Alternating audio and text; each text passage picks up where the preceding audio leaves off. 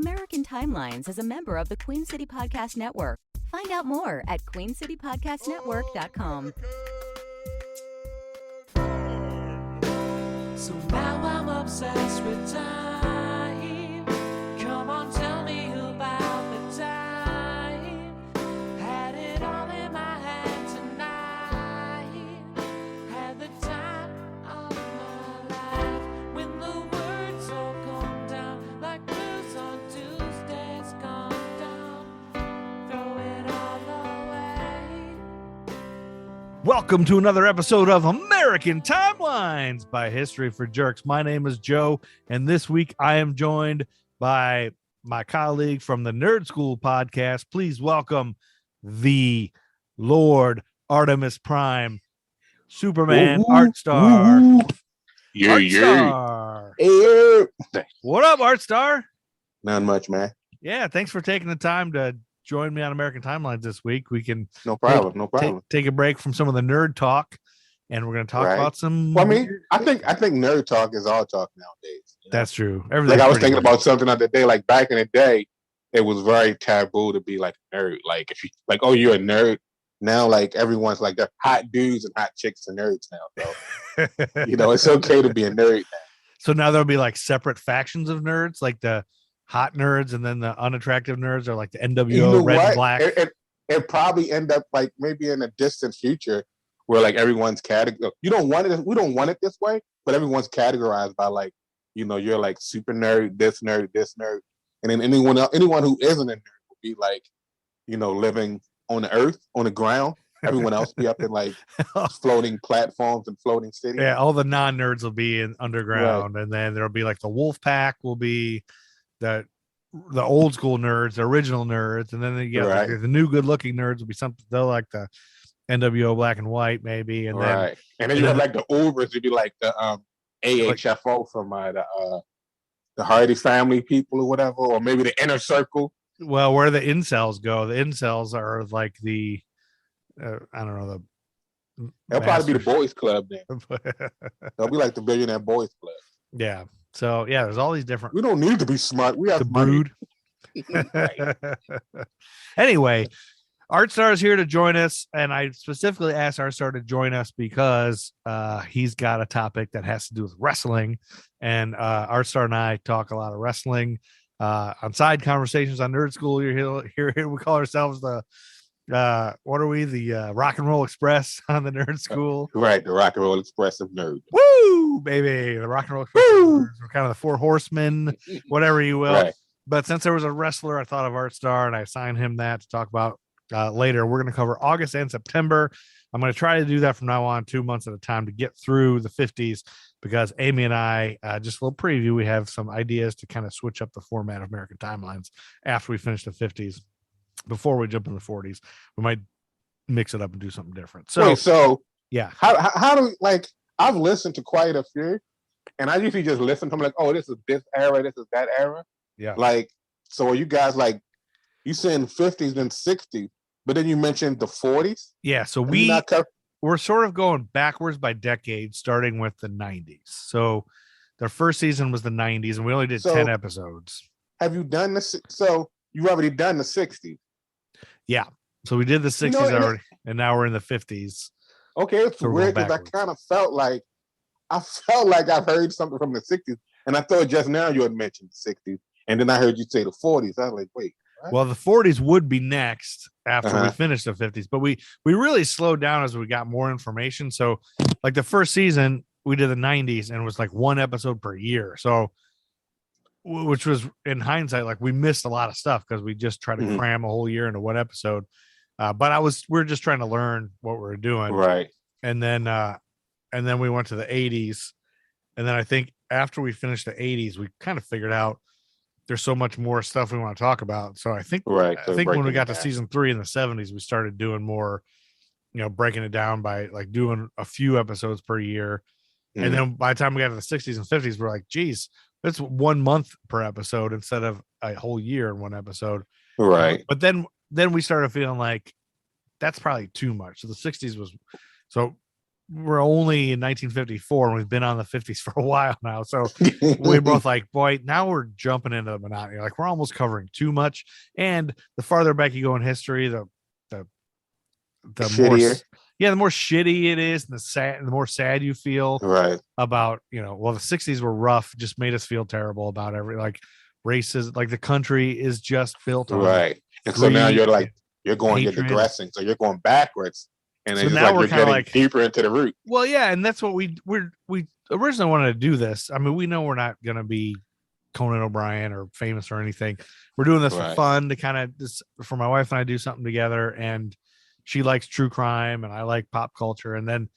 But then we found ourselves just always talking about racism and civil rights and like horrible things the government has done to poor people, and like we're finding ourselves sad, and we're like, now we don't want to whitewash over stuff, but we feel like we've talked ad nauseum about how awful things are. So I'm trying to ease up a little bit, just talk about fun stuff again. So we're kind of like still trying to figure it out. It's crazy. After 170 some episodes, we're still trying to figure out what we're doing. And Amy had a good idea. She's like, once you do a murder, once you do 170 murders, like they're all the same. It's all the same anymore. And I don't know. Hey, have you heard of this murder? I don't know. Probably. Let me guess. A woman was raped and they were dismembered and there was blood everywhere. And no one saw anything. And the guy who did it was abused as a child and used to kill animals. Like it's just like the same kind of stories over and over. So Amy was kind of talking about, let's get into like hauntings more and UFOs and like strange phenomena. UFOs, awesome. So rather than being bogged down by going in order, we thought we're going to take a break and just go, like maybe we'll do by location. Like we'll pick a town and find a story, like pick a city in America and find a ghost. Hey. You're giving the people too much. We're giving them too much. You're giving them too much. Well, we haven't decided it, but we're throwing out run ideas. So, and so we're going to try to switch it up to add the spark. We want them when they come listen. When we listen, we want to be like, oh, wow. Yeah, this but is if you're giving us too much now. Like now we can like, oh, okay. I see where they're going with this. Well, and I don't want to get any hopes up because we might not end up doing that. We might kind of switch it up because I just stumbled upon a list, and I'll tell you about it later. Like through what we're covering this week, I stumbled upon a list of like mystery, like solved disappearances, like mysteries where people were missing and they were solved, but it dates back to like the 1200s. And so it's more like lore stories of like people who are missing, and then it's solved. So it kind of takes you through the thing, and then you find out at the end what happened. Because I hate the ones where Amy covers and you don't know whatever happened. It's like she gets me all excited and tells the story. That's like we don't know. Oh, that's it. It's like watching a movie and you get to the end and it just goes to the black screen. Yeah, like the end of Sopranos. Like you don't know what happened. Right. So anyway, maybe we'll just cover disappearances for a while. Maybe do a whole season of disappearances. I don't know. We're just kind of playing around with unexplained phenomena. Maybe, but that's why this week I think is exciting. I wanted Amy to be on this one because I think this kind of gives us an idea of a place we could go. But Amy will like a prelude, sort of. Or this is kind of I got a couple stories here that are interesting that I think are a little different than just your regular murder, but it's still true crime. So we're gonna jump right into it actually, because to give this context before we jump into August 1954, I have to jump back about a story from the 1600s to kind of give you context for what happens in 1954. Okay, so High Renaissance era, maybe. Yeah, August 16th, 1660. This is not in America, but once you're looking for tons of true crime, sometimes you got to jump out. Even though this is American timelines, most of it'll be in America. This isn't. Right. August 16th, 1660, a 70-year-old man named William Harrison left his home in Chipping, Camden, intended to walk 2 miles west to the village of Charingworth. Driving, it is 2 hours from London, 2 hours like northwest of London. Okay. If that helps. Halfway between Wales and London, where he left his home. Okay. He was intending to walk 2 miles to the village of Charingworth. When he did not return home at the expected time, his wife sent his manservant, John Perry, to look for him. This is the 1600s. People had manservants. Right. Neither Harrison nor Perry had returned by the next morning. So now they're both missing. Edward Harrison, who was William Harrison's son, was then sent out to look for the both of them. On his way to Charingworth, he met John Perry, who was fine, but still looking for him. The servant said he had not been able to find his master, and he and Edward continued to Ebrington, where they questioned one of the tenants whom Harrison had been going to see. The tenant said that Harrison had been there the previous night. Edward Harrison and John Perry then went to the village of Paxford, but their search proved fruitless. Edward and John then headed back to Chipping Campden. During the journey, they heard that some items belonging to William Harrison had been discovered on the main road between Chipping Campden and Ebrington. These included a hat, a shirt, and a neckband. Although the hat had been slashed by a sharp implement, and the shirt and the neckband were covered in blood, there was no sign of the body of William Harrison. So they did this investigation, and under questioning, John Perry said that he knew that Harrison had been murdered, but he claimed to be innocent of the crime. And then John Perry went on to claim that his mother, Joan, and his brother, Richard, killed Harrison for his money and then hid the body. Joan and Richard denied they had anything to do with Harrison's disappearance, but John continued to say they were guilty. He claimed they dumped his body in a mill pond. Sorry. The pond was dredged, but no body was found. So then they started trials. Despite his mother and brother pleading not guilty, John's testimony convinced the jury based on the following four things. One, John seemed to have no apparent reason to be lying. Two, John claimed that he was the one who suggested the robbery to Richard and his mother. Three, John told the court that Joan and Richard had already stolen 140 pounds from William Harrison's house the previous year. That's equivalent to $21,000 now. Wow. Pounds. And then four, John had lied about being attacked by robbers a few weeks before Harrison's disappearance. So the defendants had all changed their pleas to guilty because as first-time offenders, they were granted a free pardon under the Indemnity and Oblivion Act of 1660. So back then, your first crime is free if you admit to it, apparently. That's like, let me just go fucking kill somebody because, Yeah. I get a freebie. So this is my freebie. But at the time, the judge refused to prosecute the three for murder anyway because there was no body. Because it was believed then that and this was therefore establishing the no body, no crime rule that England had from the 1660s all the way up to 1954. So that's why I bring up this story, because it's going to be important because of the no body, no murder rule. So just so you know how this turned out, in spring 1661, the court reconvened to hear the charge of murder about these guys. And this time, John Perry joined his mother and brother in pleading not guilty because they now pinned it on John, too. Nevertheless, the jury found all three of them guilty and hanged them. The three Perrys were hanged together on Broadway Hill in Gloucestershire, and Broadway Tower now stands on the very site of their hanging. So it's where Broadway Tower is now. Okay. Anyway, on the scaffold, right before they got hung, Richard and John reiterated that they were entirely innocent, and then, of course, their mother was suspected of being a witch at this point because it's the 1600s. Right. But then in 1662, Harrison returned to England aboard a ship from Lisbon. Wow. He was alive. He claimed that he had been abducted, wounded, had his pockets stuffed with money, and had been spirited away on horses from England via Deal port in Kent, transferred to a Turkish ship, and sold into slavery in the Ottoman Empire.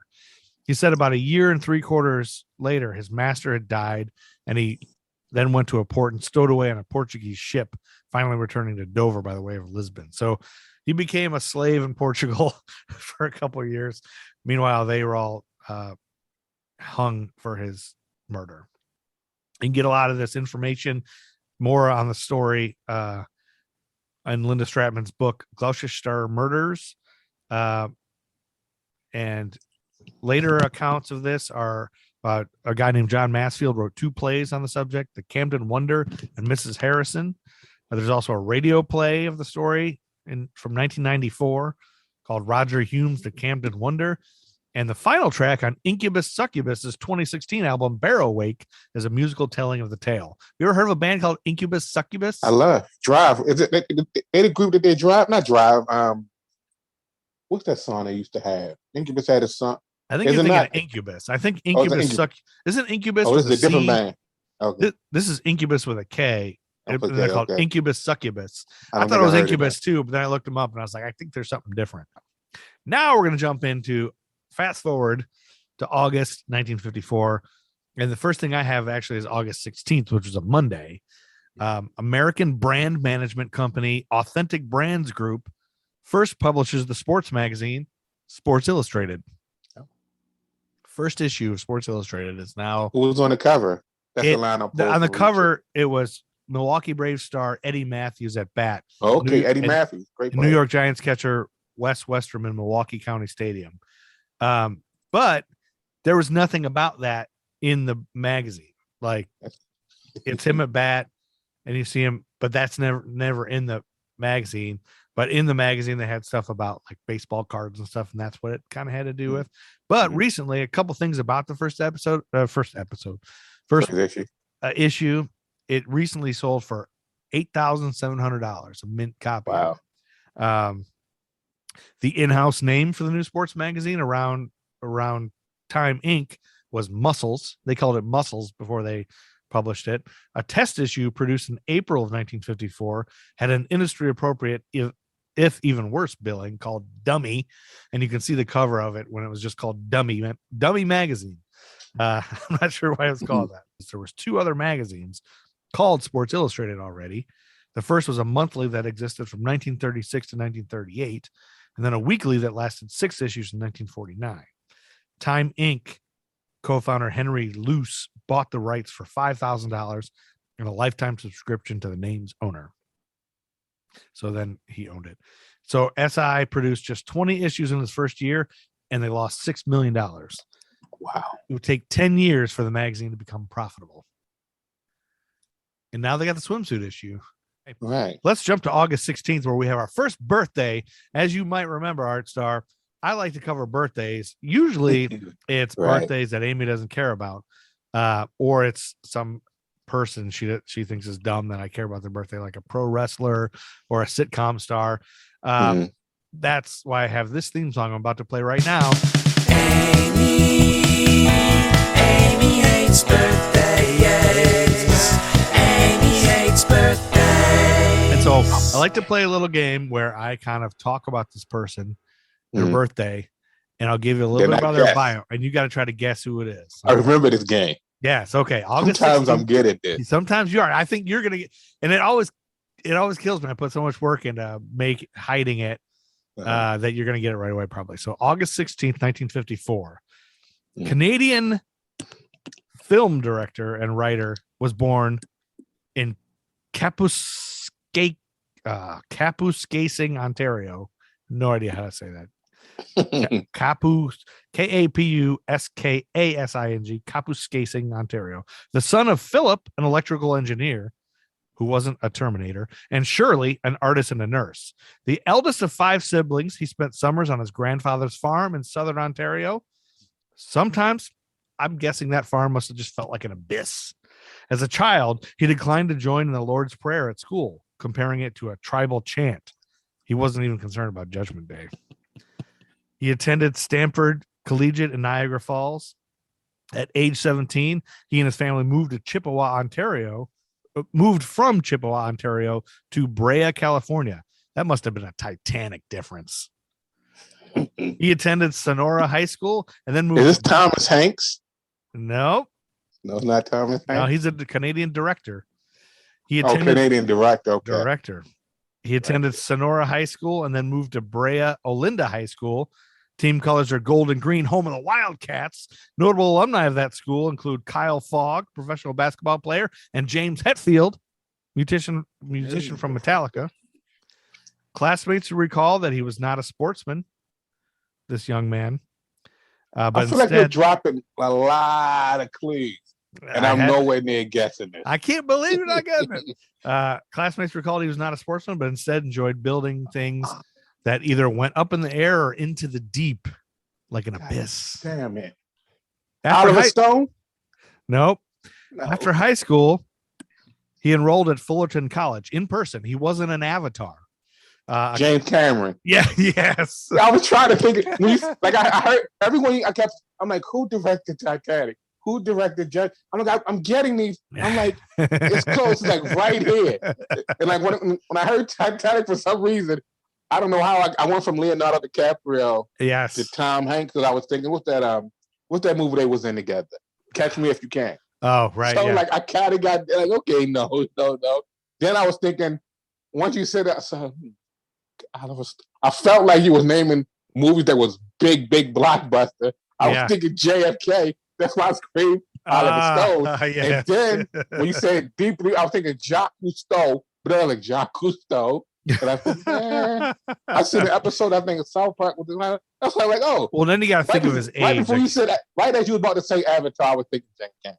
Okay, well, and I'm terrible. I'm the worst at knowing who directed what. Like I never know. I'm trying to teach myself by watching movies. Well, it's just like it's some of us, you know, like your brother. Yes. You know, we grad like Professor Andy from Nerd School. Yes, directors, writers, like I don't want to say obscure, but like sometimes mainstream that everyone reads who don't really give a shit about. Yeah. He knows. Yep. You know what I'm saying? Like, but it's like to me, like certain movie directors, certain comic book writers, like if I like something, I'll pick that person to store my memory banks. Yeah. Where like certain other characters and certain other writers and shit, I won't say I don't care about them, but it's like if I know who they are, whatever. I think you're saying exactly that. You don't care about them.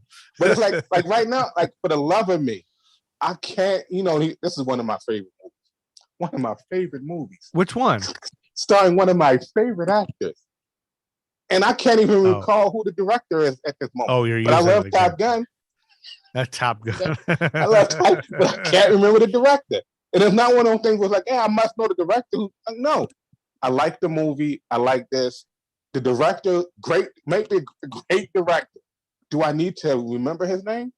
Not necessarily, you know, but I think it's okay. It's okay to, you know, like a movie and not necessarily know the director or like a book.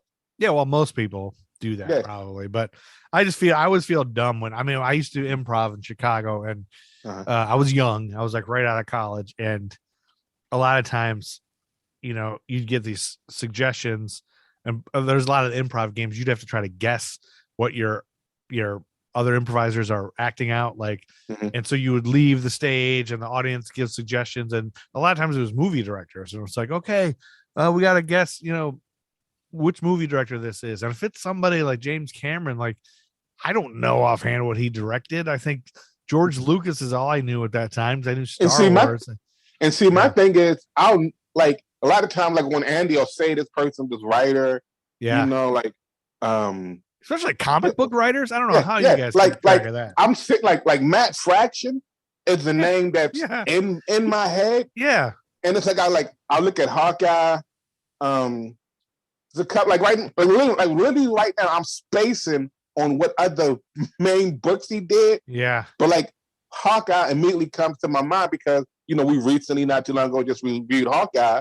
Yeah. And I've gotten back into reading issues of Hawkeye again written by Matt Fraction. But it's like I know Matt Fraction did that, but it would take me just sitting here really thinking.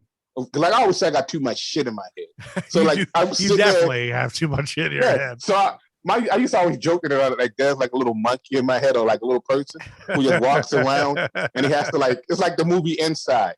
So like you have to go through and start like filing through this cabinet to this cabinet to this cabinet. So it's like I would literally have to sit here and like really think hard as to what other book Matt Fraction is known for. And then once it comes back to me, like, oh yeah, that's right. But it'll take a hot minute. Yeah, I think. Whereas Andy, rapid fire, boom, boom, boom, boom, boom, and he'll do this thing here. Boom, he's like that's his mutant ability. It's the power of recollection. Andy's always been a guy who recalled everything, but he also I think Andy used to say that he thought snap, crackle, and pop were in his digestive tract, like they were in his stomach, turning his food into poop. So that's kind of a funny thing. That's Professor Andy from the Nerd School.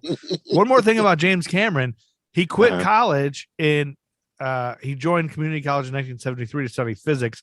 He switched to English, then he quit college in 74, and then after seeing Star Wars, he became a truck driver. And then when he saw Star Wars, he quit his job as a truck driver to enter the film industry. And that's why we have James Cameron, because of Star Wars. So I always think stuff like that is cool when you hear about people who are really cool that did a lot of cool stuff and they're inspired by something else that is really cool. Right. I love to hear about that. Okay. I'm going to have to pick up the pace, Artstar, because we waste a lot of time talking just about that. We're not even in September yet. So Thursday, August 19th. Okay. This is where I kind of split up my story, I think. Thursday, August 19th. 1954, a team from the Monmouthshire, I think English people say Monmouthshire, and we say Monmouthshire. The Monmouthshire Forensic Laboratory came out to Michael Onufredchik's dilapidated farm to search for a missing body of his farm partner, Stanislaus Sykut. Stan Sykut. All right. So on Thursday, August 19th, this forensic lab people came out to this farm to search for a missing body. And it was Michael Onufredchik's partner, Stan, who was missing. Experts uncovered more than 2,000 dark stains on the walls, ceiling, and passage leading from the kitchen to the farmyard, the majority of which were human blood, but they found no body. Onufredchik said the stains were from the rabbits he'd skinned, but nobody was buying that load of BS, and he was eventually charged with murder on Thursday, August 19th, 1954. I don't know how, even if you're murdering a person, you get blood on the ceiling, the walls and passage, but splatter maybe. Yeah, and this date is when he gets arrested. But we're going to back up a little bit and talk about this. Michael, I'm going to spell this for you. You should actually write this down. Michael Onufrejczyk. I think it's ZYK. Check. Onufredchik. Fretchik. Onufredchik. Michael Onufredchik. That's what we're going to say for now. I looking up this story, I had to look up pronunciations of everything so many times. Right. Michael Onufredchik. He's known as the Butcher of Cwmdu. The town is Cwmdu. It's Welsh. These are Wales, people from Wales. The Butcher of Cwmdu, which is located in Llandello, Carmarthenshire in Wales. So the population of this town is around 1,800. In 2021, the Sunday Times called the town one of the top 6 places to live in Wales. The newspaper praised the town as a sophisticated shopping destination and a great showcase for local arts and crafts. And I got this story from walesonline.co.uk. So Michael Onufredchik was a highly decorated warrant officer in the Polish army. He was in World War I and was wounded twice. He earned 9 medals for gallantry in World War II. But Michael had a dream of being a farmer. So after the war, he decided to go for his dream. He enlisted in the Polish Resettlement Corps in South Wales, and he got a loan from the Polish Army funds, and he used that dough to buy Cefn Hendra Farm in 1949. That's Cefn Hendre, Cefn Hendra Farm in 1949. I think it's pronounced Kevin, like Kevin. So he bought this farm, and the farm was kind of old and beat up. And Michael was a loner. He didn't really mix with the locals much. He was known locally as Whiskers. A few years later, in 1953, he realized he needed some help, mainly financially. So he took on a new business partner and fellow Polish war veteran Stanislaus Sykut, who came with 600 pounds. So he had some money. So that's what it sounds like he really wanted. He needed the money to keep the farm afloat. Unfortunately, things didn't go so well for Sykut because he was bullied by Onufredchik, who was known as a hothead. Sykut reported to police that Onufredchik had beaten him up. That same day, he went to a local solicitor to arrange ending their partnership because this guy was a bully. And the options were Onufrechik could buy him out, or they had to sell the farm and split the money. So he was really thinking about this. Onufrechik was probably pissed.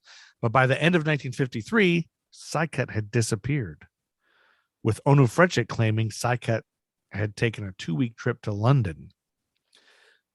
But the authorities dug into this and found that Cwmdu had left behind 450 pounds in a savings account, and none of his friends even knew that he left. That sounds suspicious. Onufrechik said that someone named Mrs. Pecora had loaned him the money to buy out Cwmdu, but she told police that she had not lent him any money, but instead he had asked her to send 2 packets by registered post that looked like the size and shape of 450 pounds in 1 pound notes. The police knew about Michael's violent, hot-headed behavior, so they started keeping a close eye on him, even doing some elaborate searches of the farm, but still never found a body. Conflicting reports of Cwmdu started floating around town. He'd apparently gone to London. Somebody said he returned to Poland. Onufrechik even started telling folks that he'd been kidnapped at gunpoint by Polish secret police. Police soon discovered that Onufrechik attempted to forge a transfer of the deeds to the farm solely in his name. So they decided to bring out this team from Monmouthshire that I told you about on August 19th to do a search of the farm. And that's when they discovered the blood stains. They knew it was human. And so after they arrested him, the jury at the 12-day trial in November returned a guilty verdict, and he was sentenced to death. Now, Onufrechik appealed, partially based on the no body, no murder rule that was established as far as back as that other story in 1600. But it was dismissed by the Lord Chief Justice, Lord Goddard, saying things had moved on since the days of the Camden Wonder in 1660. And it is equally clear that the fact of death, like any other fact, can be proved by circumstantial evidence. That is to say, evidence of facts which lead to one conclusion, provided that the jury are satisfied and are warned that it must lead to one conclusion only. So he was convicted and sentenced to death. Back then they didn't have DNA or anything, so they couldn't test the blood. Right. But his sentence was later commuted to one of life imprisonment, a case often quoted as a precedent whenever a missing body murder comes to trial. Upon his release in 1965, though, Onufrechik returned to Cwmdu. Wait, so he got sentenced in 1954 to life in prison. Yeah, but they released him in 1965. 11 years later. I guess he was old. I'm not sure why. But when he got released, apparently he asked anybody if they'd seen his old friend Cwmdu. Nobody knows if he was insane at this point. But police always suspected Michael Onufrechik chopped up Cwmdu, and fed his remains to the pigs. That's what they think happened. But unfortunately, fortunately, depending on how you look at it, Onufrechik was killed in a road accident the following year after he got out. So we'll never know what happened. Wow. No body, no murder. So if you got pigs, apparently they'll eat your dead friend. Well, you know that in the movie Snatch, there's the one guy who usually fed people to pigs. Well, what about they don't eat the bones though, right? Don't you still pigs? Pigs, they can devour. They're like cannibalistic goats. That's the name of my band, cannibalistic goats. I bet if you Google that, there's probably a band article called that. Right. Okay, and then are you ready for another birthday, Artstar? I'm ready for another birthday. Amy hates birthdays.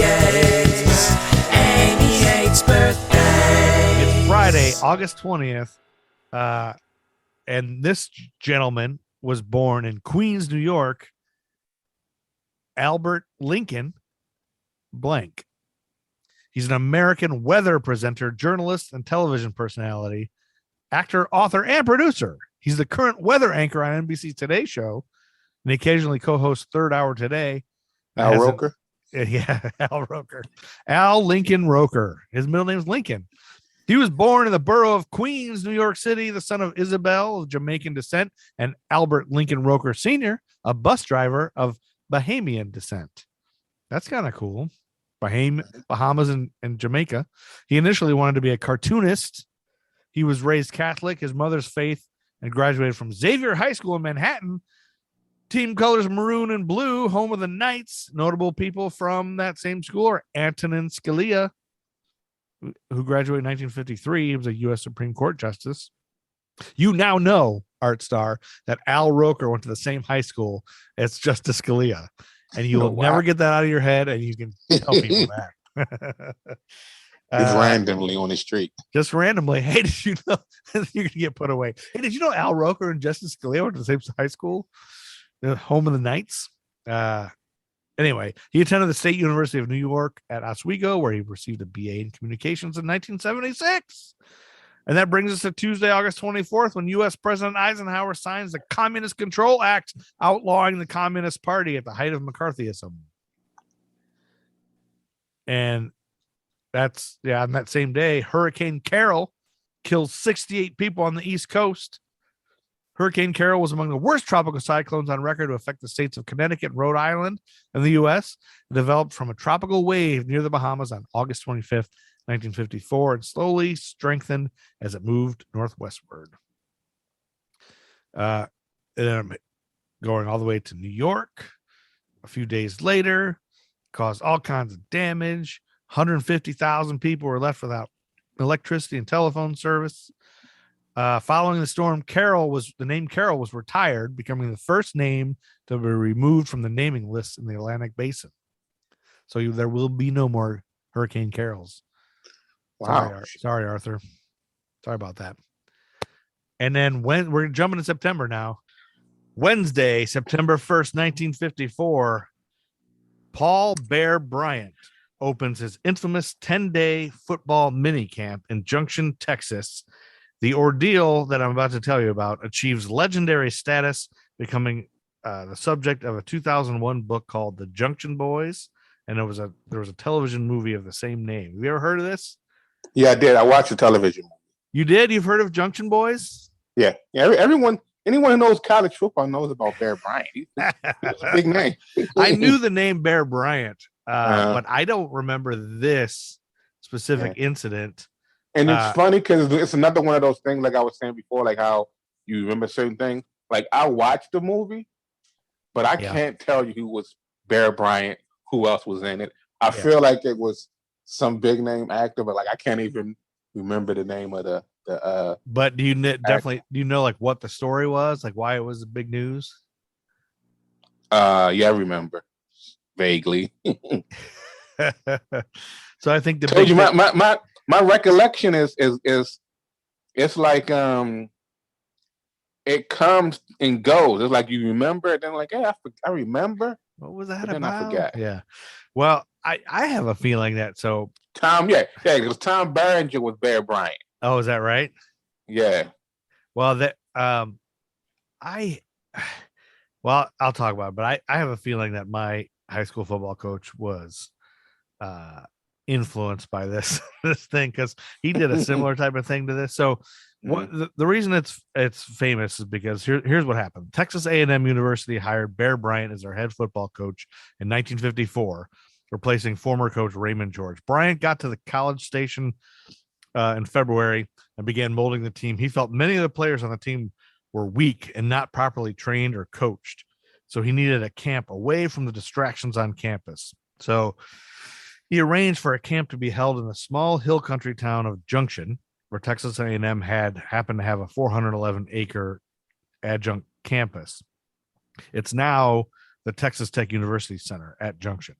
At the time of the camp, the hill country was experiencing a severe heat wave, and Amy and I talked about last episode about the heat wave. Like I just mentioned a bunch of temperatures across the country. Like South Carolina, it was the hottest it's ever been. There's records all across the country. So this was a huge heat wave this year of 1954. And so it was also in the midst of the worst drought in the recorded history of the region, which had already lasted 4 years. It would last another 2 after this camp. And according to the National Climatic Data Center, all 10 days of the camp took place in high temperatures, with a few days topping 100 degrees. Practices began before dawn and usually lasted all day, with meetings in the evening until 11 p.m. The oppressive heat combined with the brutal practice schedule was too much for many of the players. Each day, fewer and fewer players reported for practice, as many quit the team from illness or disgust. The situation was compounded by Bryant's refusal to allow water breaks. Yeah, I remember that. They made a big issue about that in the movie. Like they painted the picture that really good in that. It did if people just die in a third. I mean, you could kill people this way. I mean, look at what happened to Corey Stringer. I don't know if you remember that, the Vikings player in the 90s. Anyway, this like even recently, there's been some issues with track and field stars and football stars this past year, like being dehydrated and dying because of grueling practices. Yeah, it's nuts. I mean, I'm thirsty just thinking about it. This practice is now widely recognized as dangerous, and at the time commonly employed by coaches at all levels in an attempt to toughen up the players. The only relief provided by the players were 2 towels soaked in cold water. One towel was shared by the offensive players, one by the defense. That's disgusting. Like, you have to wipe yourself with a towel that everybody else on the team already wiped themselves with. Exactly. That's disgusting, man. I don't care what you're playing. Like, no sport is worth that. One of the Junction Boys was future NFL coach Jack Pardee, who later said in an interview that some players sweated away 10% of their body weight. Over 100 players made the trip, but only like 38 made it out. So the aftermath is that his methods didn't even translate into immediate success on the field. They played 10 games that year and lost 9 of them. It was the only losing season of Bryant's 38 years as head coach.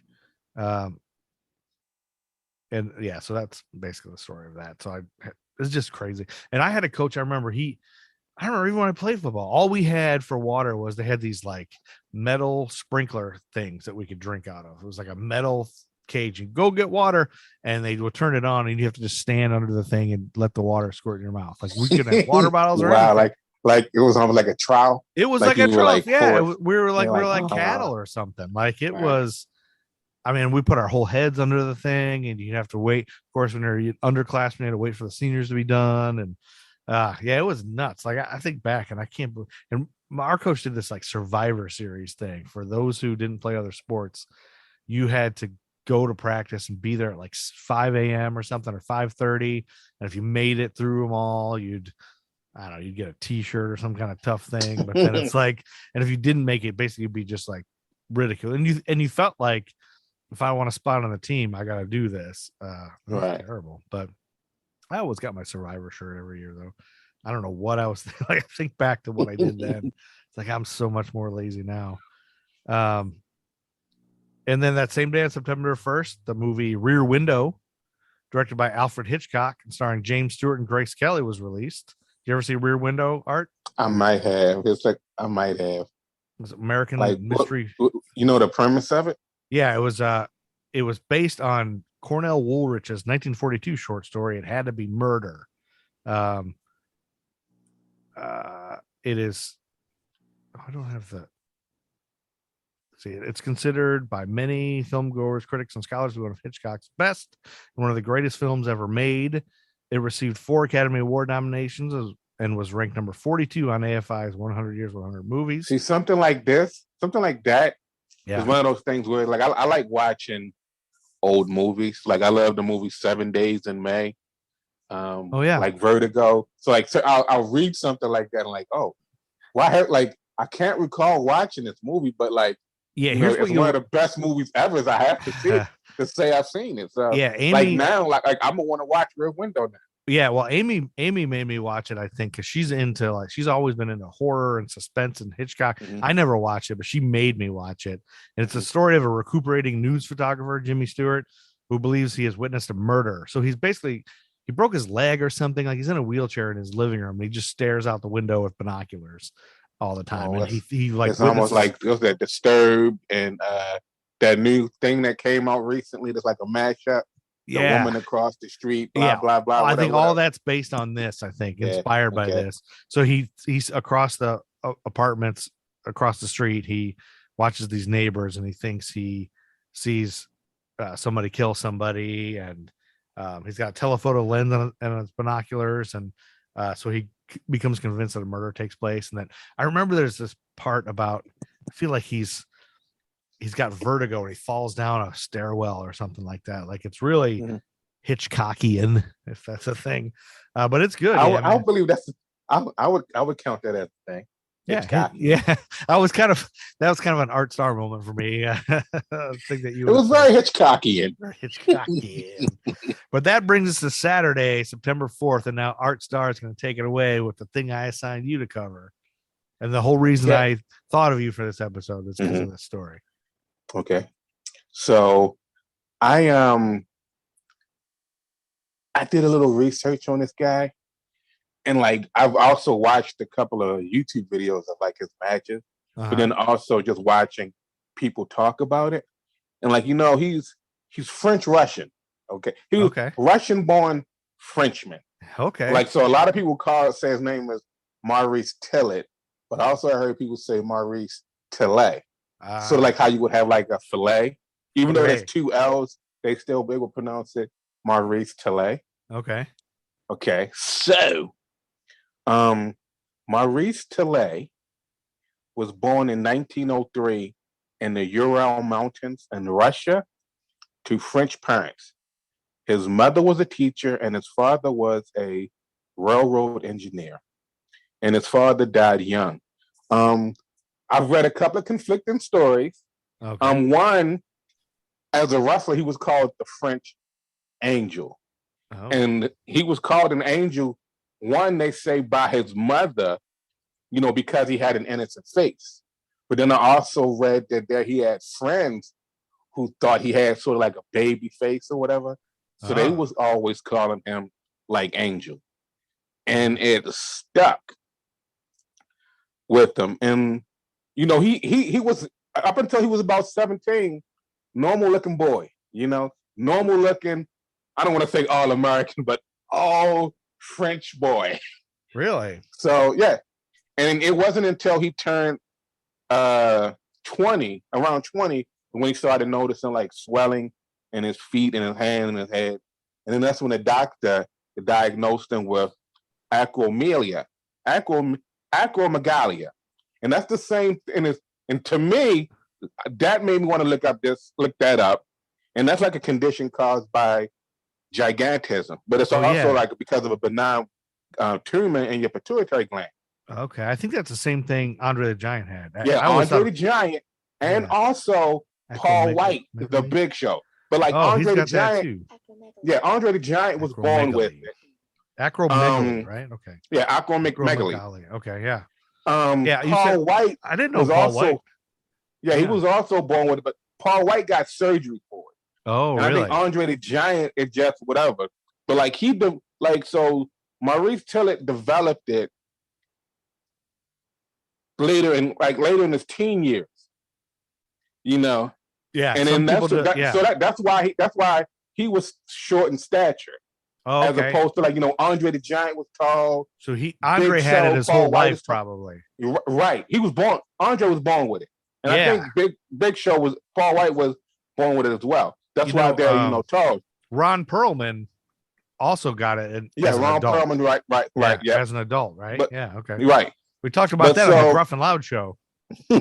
So he, like I say, he developed it later in his teenage years. Okay. He was also kicked in the head by a horse at one point in time. Oh. So did he think, I wonder if he thought that caused it.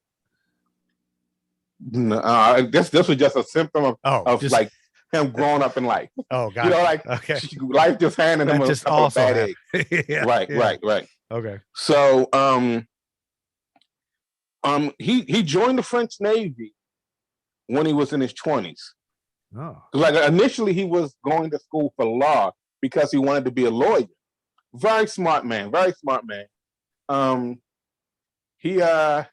because of the condition, like his voice started to change, his features started to change, and he didn't think he would be good as a lawyer. So he dropped out of law school, entered into the French Navy. And he was an engineer in the French Navy. Okay. Let's see. And okay, so in February of 1937, Talei met Carl Pohelo in Singapore. And Pohelo was a professional wrestler, and he convinced Tillet to join him as a wrestler. And that's when they moved to Paris and they trained. He wrestled in France and England until World War II.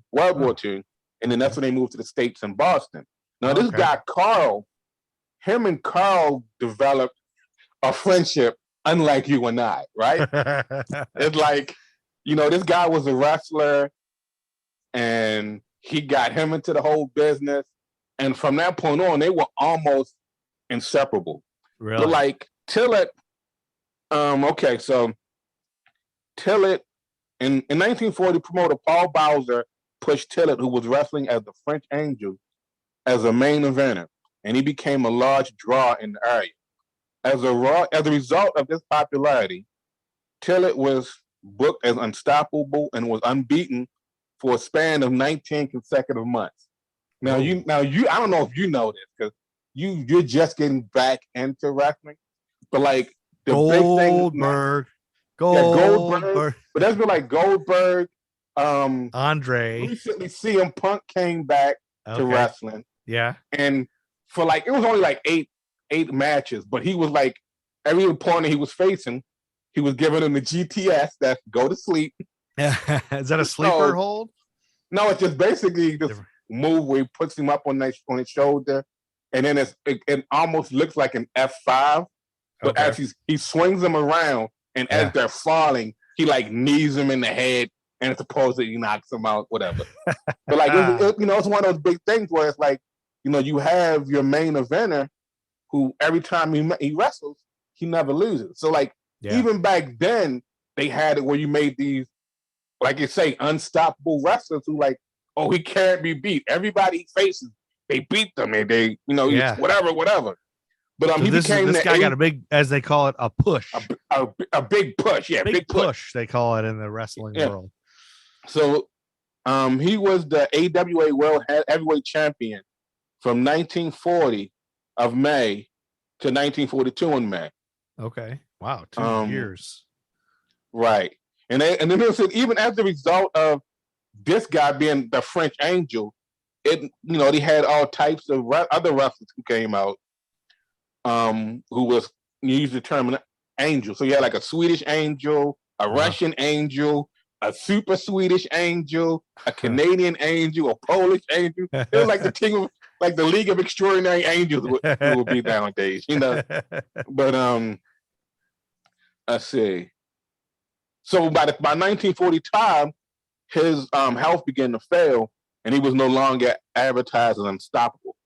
In his final wrestling match in Singapore on February 14, 1953, working the National Wrestling Alliance Mid-South area, then known as Tri-State, owned by Leroy McGuirk, he agreed to lose to Bert Azarati.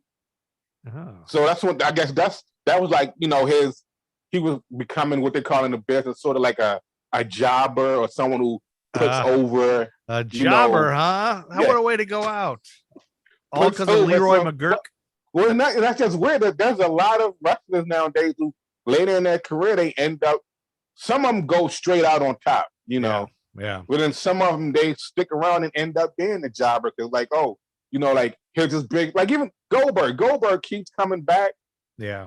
And he's just there purely for the money draw because he'll come in, he'll talk all of his shit, he'll get in his face, you're next. And then they have this awesome match, which inevitably and eventually he loses anyway. But it's like, oh shit. Like this just makes cementing that next superstar's continuing rise. I feel like Hacksaw Jim Duggan was one of those that they totally did wrong. Like he was a superstar and people liked him, never won a championship, but still they ended up making him being a janitor and then, all that stuff. But so, and the one thing I found that was awesome about this dude is like usually, like, we had this thing earlier with like the whole Sports Illustrated calling the magazine dummy or muscle. Yeah. But this guy, he was 5'8", had like his deformity. I don't want to say deformity, but like his hands, his feet, his face, they were, swollen. They were Yeah. I don't want to say they weren't exaggerated. They were bloated, so to speak. I didn't realize he was only 5'8". I was thinking. Yeah, he was only 5'8". Yeah. But it's like he was so. Dude spoke 5 different languages. Really? You know, like I say, he wanted to be a lawyer. Like he was highly intellectual. Really? You know, and like here he was doing this sport where, and I'm doing air quotes, you beat and pummel your opponent until one of you guys can pin out the guys. But here he was, super smart. Well, if you look up pictures of him on the internet, I mean, he looks like a cartoon character. Yeah, but which is the reason that they kind of sit there and say like he may have been the basis of Shrek. Yeah. But like he was a friend with this sculptor, and his name is what's this sculptor's name? Louis Link. And he made like plaster, like they call him the Death Mask. But they were like, there was 3 of them and a reported 4th one. They made a bust. He made a bust of this guy's head. Oh, really? And like, yeah. So they're sitting there saying that maybe someone from Disney or DreamWorks happened upon, I think it was one is located in where is it?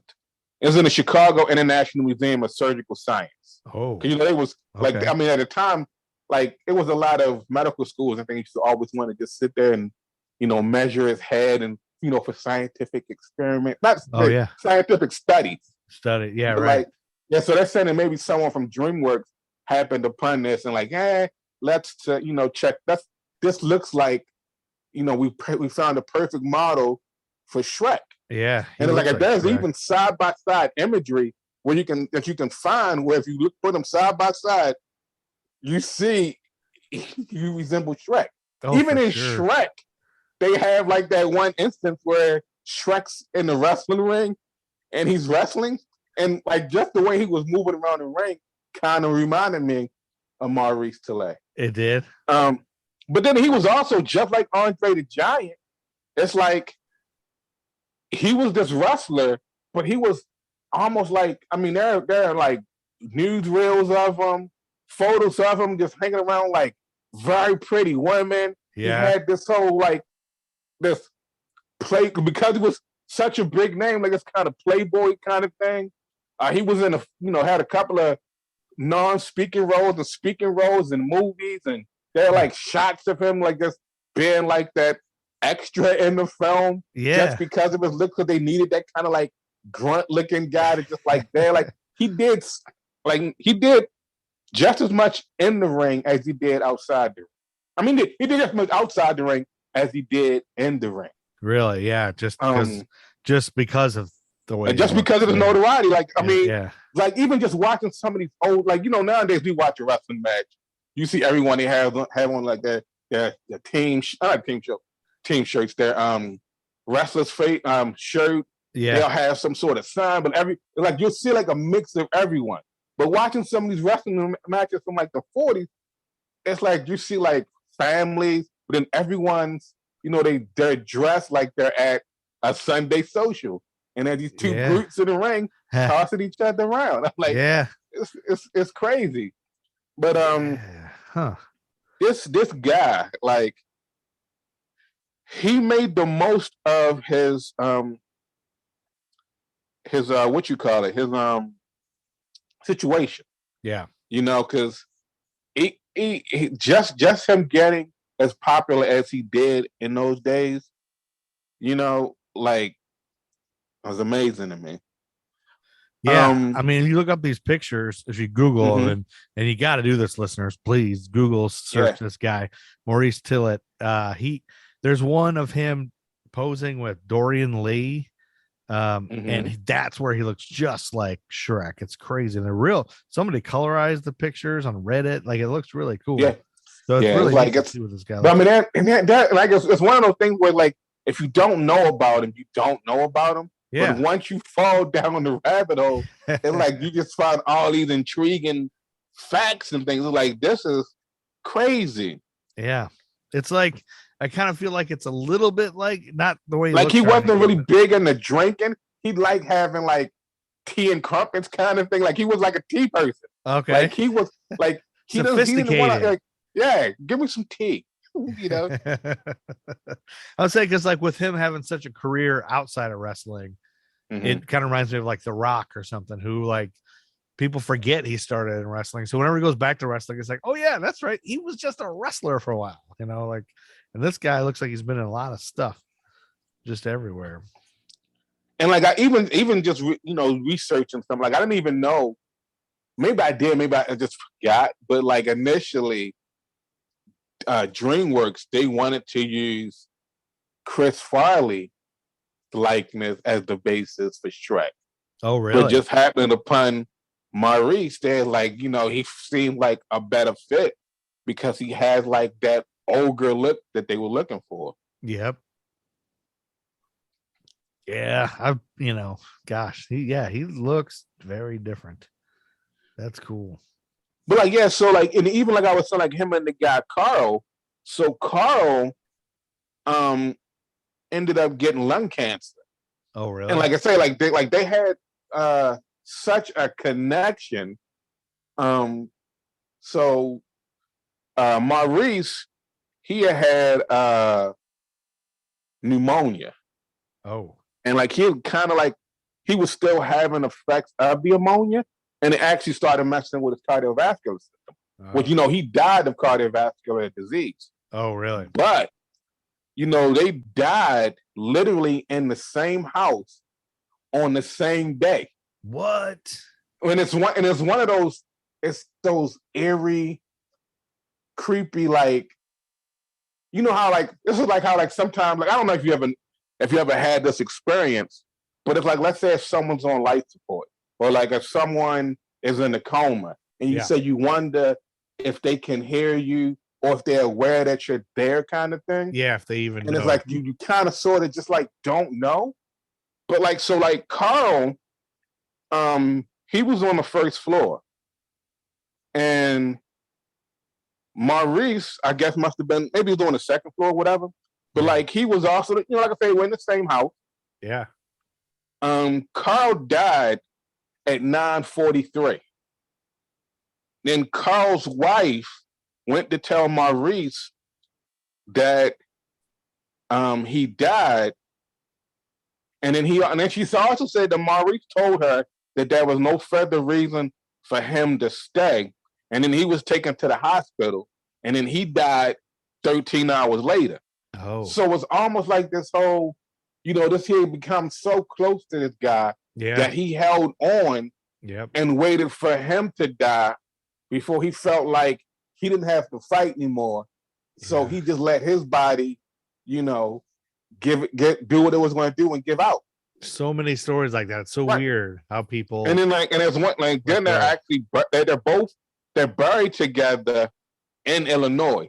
Really? So it's like, so it's like this dude, he had such a rich life, but then he was so connected to this guy who introduced him to this business that he ended up loving and did so much because of being in that business. Like wrestling is one of those things, like even, when we were kids, we had that whole mythical view of wrestling, right? It's like you just knew that everything, it was real, Yeah. These two dudes, they hated themselves, they beat the fuck out of them and shit. Yeah. And I'm like, and then it wasn't until later on when they started, really leaning into the entertainment part aspect of it, where it was like, okay, this is scripted, they do this, like they already know this. But like back in those days, like I was even trying to watch to see like if you could clearly see like them selling, like throwing the punches or making, whatever. And it's like it was hard to tell. Yeah. Like they were literally, they looked like, they was grappling. It's like, it wasn't necessarily bare knuckle brawling like in England or Ireland or something like that, but like they really looked like they were scrapping. Oh man. And I'm like, I'm wondering if they had that wherewithal to say, okay, well, we're gonna have this match, Maurice, for 19 straight months. You're gonna constantly win because you're the main eventer. Yeah. Like I'm wondering if they did stuff like that, like back in those days, how much they planned it out and how much. I remember being a kid. I remember when I found out wrestling was fake. Mm-hmm. I was so like, I felt like I just found out Santa Claus wasn't real or something. I was just like, no, it can't. What? And then I I think I still watched for another like year or so after I knew it, but I was just like, and I remember how I found out too. Is my mom had this guy she worked with who was a manager. So I think it was her boss or something. She worked at a retail store. And he was like the regional manager or whatever. And he liked wrestling too. And then I don't know where I was and where he was there too or something. He's also, I understand you like wrestling. I was like, yeah, I love it. And he said something like, it's fake, right? And I was like, what? It's like, yeah, it's fake. I was like, really? It really is fake? I mean, I've heard it's like, yeah, of course it's fake. And I was like, oh no, like he like ruined my childhood at that moment. And that guy I can't Well, see, my thing was I was always saying, I was like, man, those dudes are really good athletes because it's like they sustain so many things and damages and just jumping off of this and doing it.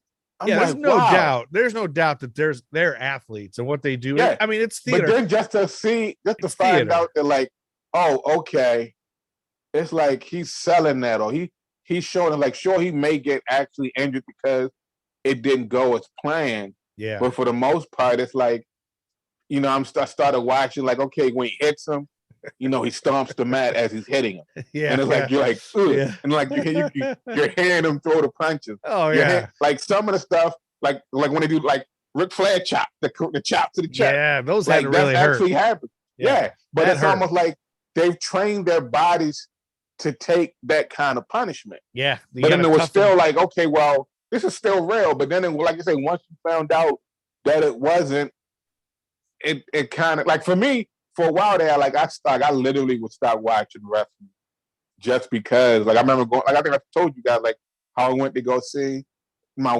first and only wrestling match when I could see, like they were pulling their punches and actually wasn't connected. And I was like, and by this time I'm a teenager. So I'm like, what is this shit? Yeah. Like, he's not hitting him? Like, how did I believe this was real? Like, I'm a teenager. Yeah. I'm a high-end teenager. Like, I'm like 15, 16. Yeah. How did I know this? Well, now when I look at it, because I'm rewatching the old stuff now, it's all on Peacock. Shout out to Peacock. I'm watching some of the stuff that I missed and whatever. And it's so obvious now because you can see the guys whispering to each other and talk. You can tell, it's going to change because they just said something to them.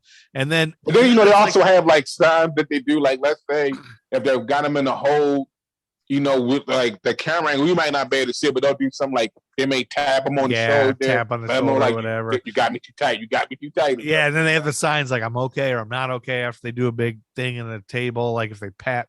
But then if you really watch it, like there's so many times when they're starting a match where one guy's just putting his face out there waiting to be hit, and it's like clearly it's fake, because why would you not put your arms up and block it every time? Right. It wouldn't be as back and forth and exciting if it was a real fight. So, but it's fun to watch, and the gimmicks are fun, and the stupid things they do.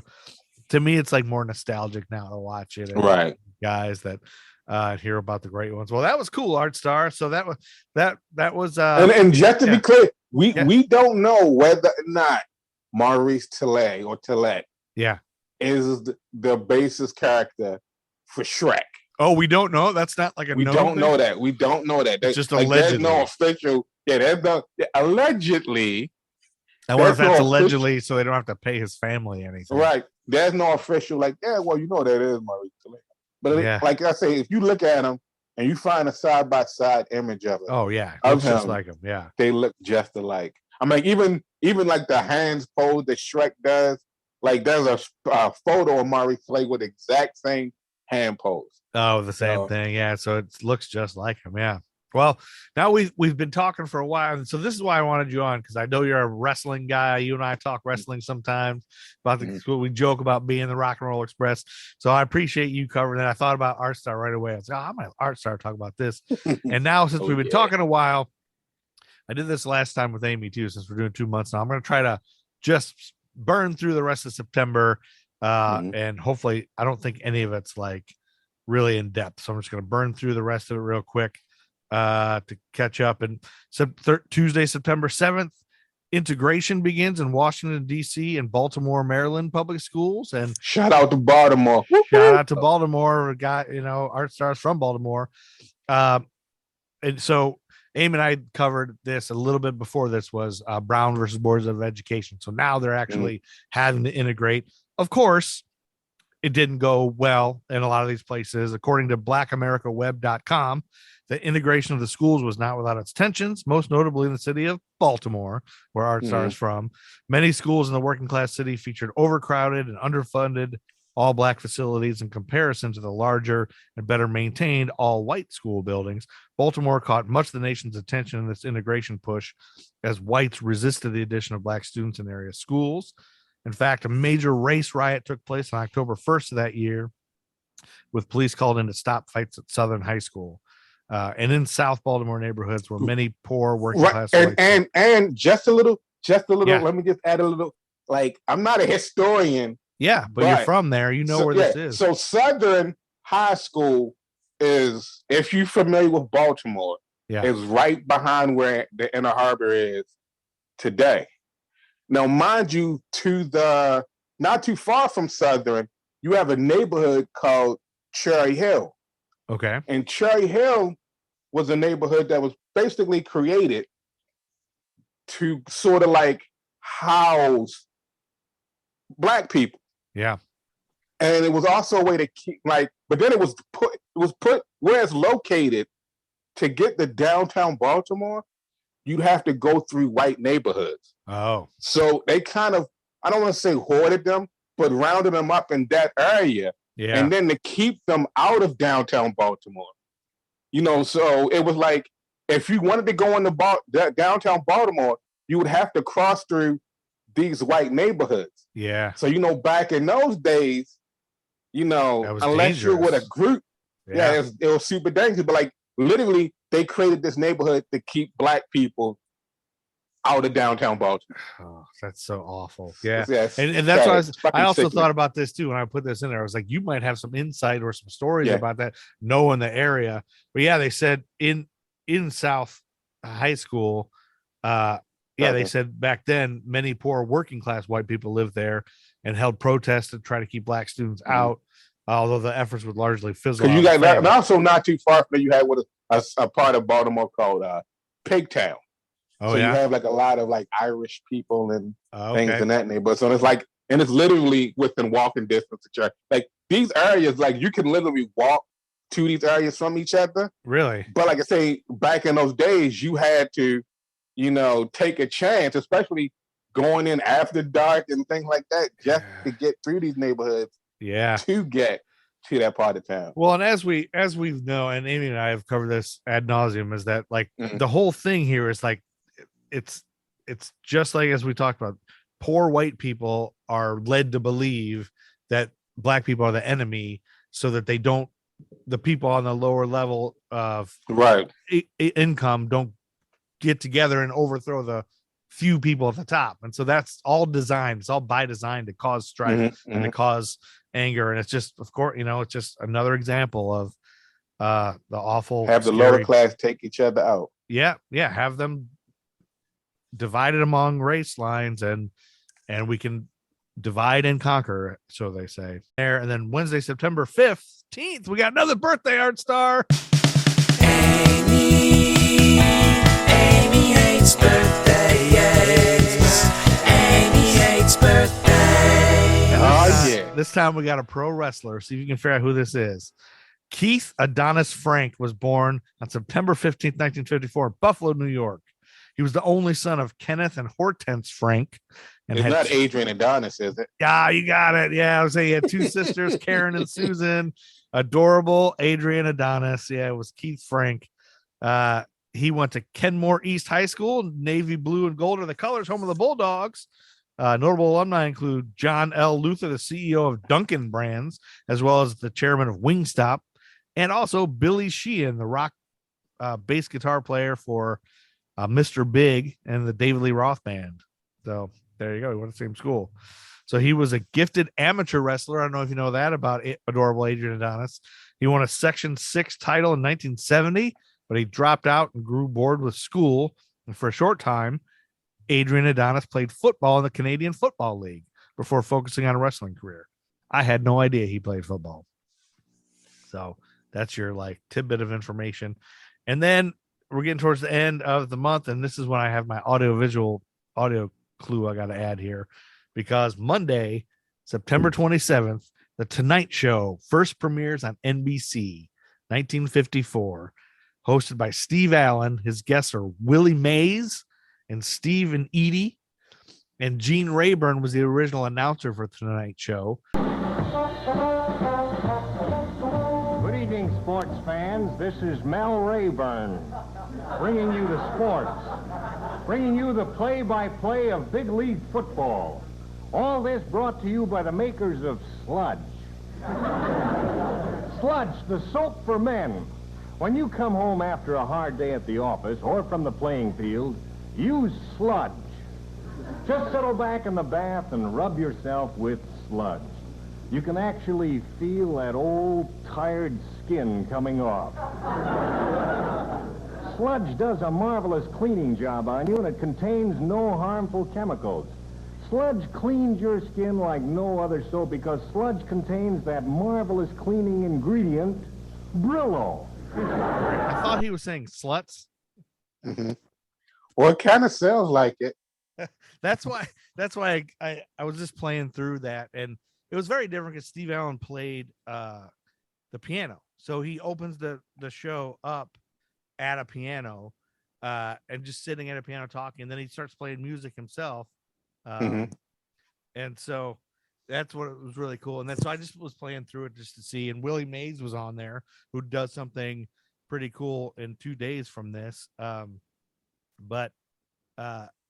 Yeah. So, and then when I watched that, I swear he said sluts, rub your body with sluts. And I was like, oh my God, I can't believe how racy the Tonight Show was.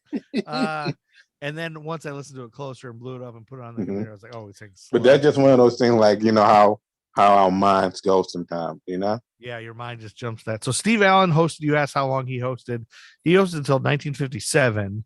And then Jack Parr hosted from 57 to 62. And then Johnny Carson took over in 62. Okay. All the way to 92. That's crazy that Johnny Carson was on it for so long. But well, it's great. Like, sometimes I forget that Conan was on, you know, he was on television for over 20 something years. Yeah, he started in like 93, I think. Yeah, and he just, like, I guess last year he just ended his time on late night. So it's like, it seems like a lot, but then it's like, when you think 1962, 1992, it's like it's 30 years. Yeah. And it sings, but like, just thinking now, it's 2022. Like, not too long ago, you know, we were just worried about Y2K. It's been 22 years. Yeah, it's been 22 years since then. That's crazy. Well, I got, I think a couple more quick things. September 29th, 1954 was the first remake of A Star is Born, starring Judy Garland and James Mason, premieres at the Pantages Theater. I like to talk about that because we just had another Star is Born with did you like that? Bradley Cooper? I was gonna watch them all during the pandemic. I was like, I'm gonna watch them all and see. And then you never watched the one with Bradley Cooper and no, I never. I wanted to watch the other ones first, so I knew what to compare it to. Great, like, I was like, I was surprised by it, and like, Did you like it? I loved it. I loved the Star is Born. Chris Christopherson was in it with Babs, Barbara Streisand, I think, in the 70s. I think I saw, like, during the pandemic, I think I watched the first one on AMC. Yeah, I think I did too. Is it AMC? I watched, Turner Classic Movies, maybe TCM. TCM, yeah. TCM, yeah. I knew it. I'm on your wavelength. But that same day that movie came out, Willie Mays made his famous over-the-shoulder catch of Vic Wertz's 460-foot drive during Game 1 of the World Series, like known as one of the greatest catches of all time. Catching it over your shoulder is unbelievable. It's the Willie Mays. Speaking of just a little historical baseball kind of thing. Yeah. I don't know if you've ever seen the Bo Jackson catch that he made in the outfield. Yeah. I was there for that game. What? Yes. And I was like, shit. Was that in Baltimore? Oh, what? When he walked across the wall. So it if was, we, you know, to me, like that's one of those moments where like Bo Jackson is a superhero. oh, Bo Jackson was amazing, man. Yeah. He was Yeah. or him and Deion Sanders were the Yeah. two sport athletes that. Well, and now, and see, now it's where we can not sidetrack, but like now you have in sports now, like the thing in baseball now, what you have players who can now both hit and pitch really good. Yeah. Like, you know, usually in high school, you have baseball players, they can do it all. They go to college, they kind of like either you're going to hit or you're going to pitch. Yeah. Like you don't get to do both. But now, like, there's a resurgence of like saying like, okay, this guy like Shohei Ohtani, you know, like he can hit and he can pitch. So it's just so funny to me that I'm talking about baseball on American Timelines, and there's somebody who wants to talk about it. Isn't like just next. Who cares about sports? Next. Right. But yeah, okay. So back to the thing. So I just watched that. You're talking that Bo Jackson catch you're talking about is when he scaled the wall, right? Mm-hmm. And I just watched on YouTube, and you can see Art as a kid right behind the wall, like going like this. No, you can't. No, you can't see that. But, usually when we went to the game, me and my dad sat in the left field bleachers. Did you really? That's That's the right. left field. It looks like that's right field bleachers. Oh, right field. Yeah. And the last thing I have for September 54 is comic book related. So because of the nerd school, I think you'll like this too. So I don't know if you know this. Maybe you do. Maybe everybody knows this. But did you know that the famous rock opening scene from Raiders of the Lost Ark, you know, where the big giant rock is chasing him and he's running, was lifted from a 1954 comic book? I did not. I know Andy would have known. Andy Your brother, maybe known this? The great comic book sage Hunsaker. But you'll never guess what comic book it was lifted from. Do you want to take a guess? What book would that be? 1954 comic book? Journey into Mystery number 4. Nope. This was from the issue was titled The Seven Cities of Cibola from Uncle Scrooge number 7. Uncle Scrooge. Uncle Scrooge at the beginning of the issue, I think, is like running from a giant rock. And so it was the inspiration for Raiders of the Lost Ark. I don't think anybody knows that. It's a stupid comic book. Uncle Scrooge. Yep. So that's all I have. Thank you, Artstar, for being here on American Timelines. No problem. Anytime. You have anything to tell us about Nerd School podcast? Nerd School is probably one of the greatest, if not best, indie type nerd podcasts out there. Yes. Joe's slowly but surely learning. He's becoming somewhat of a nerd, you know. Yes. At the Nerd School, I am a novice nerd, and I'm a beginner nerd, and these nerds are. I wouldn't say beginner. Like you can't claim beginner. You're like a I'm a wannabe. Like, let's go in terms of sports and baseball. You know, you have the minor leagues. You have like low A, high A. Yeah. Double A, triple A. Like you're like a high A. Okay. So you're not quite yet ready to be promoted to double A. So I'm not like even triple A. You're like a high A nerd. Okay. You're getting there. Like you still got to get some reps in, get some time in the cage. You can listen to Nerd School on Apple, Stitcher, Spotify, Google, Podbean, the YouTubes. Good Pods. Yes, Good Pods, definitely. Yep. Anywhere you listen to podcasts, pretty much. You can go to historyforjerks.com and check out Nerd School, American Timelines, and the Gruff and Loud Show. Thanks for listening. Thanks for being here, Artstar. You want to send out our listeners on a song? On a song? You want to sing? Goodbye, Yellow Brick Road. Get out of here, Chuck Berry. That's all we got for you. You want to do some beatbox on the way out here? No. Thanks, Artstar. That was fun. I don't care about the stock exchange, and I don't care for the people that do. And I don't care about running over and the fucking matter on it too. And I don't care about no people that I won't play around with that food. And I don't care about my horoscope when I know my day is due. I don't want it anymore. I don't want it anymore. I don't want it anymore. I don't want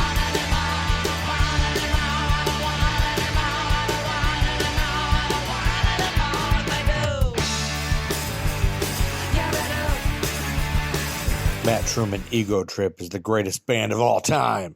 Buy their music.